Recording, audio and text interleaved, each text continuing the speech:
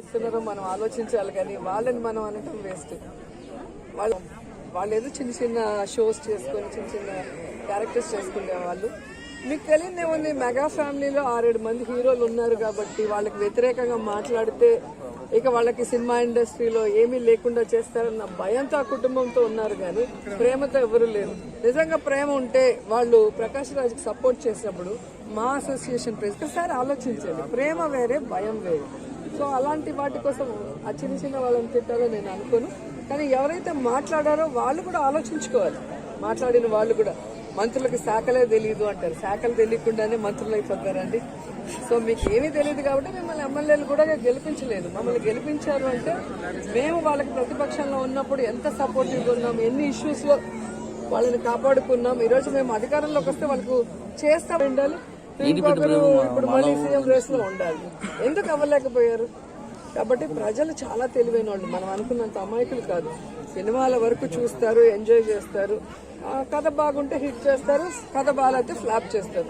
కానీ పాలిటిక్స్ లో మాత్రం మీరు ఎక్కడైనా తీసుకోండి లిస్టు. ఈరోజు కోటా శ్రీనివాస్ గారు గెలిచారు, శారద గారు గెలిచారు, నేను గెలిచాను, బాబు మోహన్ గారు గెలిచారు. కానీ వాళ్ళు ఎందుకు గెలవలేదు? కాబట్టి స్టేజీలెక్కి పిచ్చి పిచ్చిగా మాట్లాడటం, లేదా చిన్న చిన్న ఆర్టిస్టులు పెట్టుకొని ఏదంటే అది మాట్లాడిస్తే ఇంకా చులకన అయిపోతారు. ఉన్న కొంచెం సింపతి కూడా పోగొట్టుకున్నారు మొన్న మీటింగ్తో, అంతే. మేడం, ప్రతిపక్షాలు భోగిమంటల్లో కలపాలన్న మీ వ్యాఖ్యలు దుమారం ఇస్తున్నాయి. ప్రతిపక్షాలని కాదండి, ప్రతిపక్షాల పనికి మాలిన స్టేట్మెంట్లని, వాళ్ళ బుర్రలో ఉన్న బూజుని భోగి మంటల్లో వేయాలి అని నేను చెప్తున్నాను. ఎందుకంటే ఏ కాంగ్రెస్ అయితే కరెక్ట్ కాదన్నాడో చంద్రబాబు నాయుడు, ఆ కాంగ్రెస్ సంకనెక్కాడు. ఏ బీజేపీనైతే, ఏ మోడీ గారినైతే ఆంధ్రప్రదేశ్ లో అడుగు పెట్టనివ్వని ఉరిదీస్తానన్న వ్యక్తి అదే మోడీ గారు సంకనెక్కి తిరిగాడు. అలాగే పవన్ కళ్యాణ్ కి చంద్రబాబు నాయుడుకి పడని రోజుల్లో ఎలా తిట్టుకున్నారో మనం చూసాం. మొన్న ఎలక్షన్ తిరుగుతున్నారు. కాబట్టి వాళ్ళకి విలువలు లేవు, వాళ్ళకి ఏమంటారు, ఒక నీతి లేదు, ఒక నిజాయితీ లేదు, ఒక విలువ లేదు. సో అలాంటి వాళ్ళ బుర్రల్ని, వాళ్ళ ఆలోచనల్ని, వాళ్ళ దిగజారుడు రాజకీయాల్ని భోగి మంటల్లో వేసి కాల్చేయాలి అన్నారు. మేడం, అన్స్టాపబుల్ ఎందుకు ఆపుతున్నారు? అన్స్టాపబుల్ ప్రోగ్రామ్ కి మీరు ఎందుకని?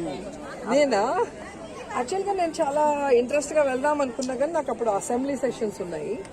ఎందుకంటే బాలయ్యబాబు గారు నేను 7 మూవీస్ చేసాం, అది హిట్ కాంబినేషన్. కానీ ఎప్పుడైతే చంద్రబాబు నాయుడు గారితో ఆయన అన్స్టాపబుల్ చేసిన తర్వాత అది చూశాక నాకు ఇంకా షోకి వెళ్ళాలనిపించలేదు. ఎందుకంటే మా అందరికీ దైవం ఎన్టీఆర్ గారు, సావిత్రి గారు. సో అలాంటి ఎన్టీఆర్ గారిని ఫూల్ని చేసే విధంగా, ఎన్టీఆర్ గారికి వెన్నుపోటు పొడటం కరెక్ట్, ఎన్టీఆర్ రాంగ్, ఎన్టీఆర్ మంచోడు కాదు అందుకే ఆయన్ని దించేశాము అని వాళ్ళ బావకి సపోర్ట్ చేయటం అనేది కరెక్ట్ కాదు. ఎందుకంటే ఆయన బ్రతుకున్నప్పుడు బావ వెన్నుపోటు పొడిచి చంపేస్తే చూస్తూ ఉన్న బాలకృష్ణ ఇన్నేళ్ల తర్వాత మళ్ళీ వాళ్ళ నాన్నని చంపేసే విధంగా ఆ యొక్క షో జరగటం అనేది కరెక్ట్ కాదనిపించింది. సో నా వరకైతే నాకు వెళ్ళాలని లేదు. ఫైనల్ గా వస్తుంది, వారాహి వస్తుంది, సంక్రాంతి అయిపోయింది, ఫెస్టివల్ మూడ్ అయిపోయింది, ఇప్పుడు పొలిటికల్ మూడ్ లో వెళ్ళిపోయారు. మీ స్టాండ్ ఎలా ఉంటుంది? సంక్రాంతి గంగిరెద్దులు వస్తాయి, మళ్ళీ వెళ్ళిపోతాయి, మళ్ళీ సంక్రాంతికి వస్తాయి.